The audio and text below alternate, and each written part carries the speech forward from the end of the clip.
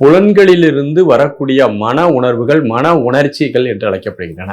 புலனளவிலும் உணர்ச்சி இருக்குது. இப்போ தொடும்போது அது தொடுவதை நாம் உணர்கிறோம்.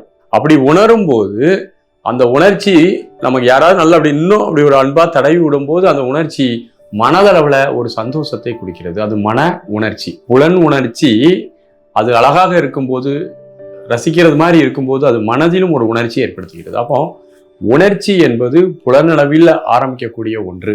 உணர்ச்சி அந்த புலன்களிலிருந்து வரக்கூடிய அந்த உணர்வுகள் மன உணர்ச்சிகள் என்று அழைக்கப்படுகின்றன. இது ஒரு பக்கம். இது போக நீண்ட நாளா வாழ்ந்த அனுபவத்தின் காரணமாக நமக்கு நல்ல கேரக்டர்ஸ் நிறைய நம்முடைய இயல்பு உருவாகிருக்கும். இது பல பிறவிகளா நம்ம வந்திருப்போம்.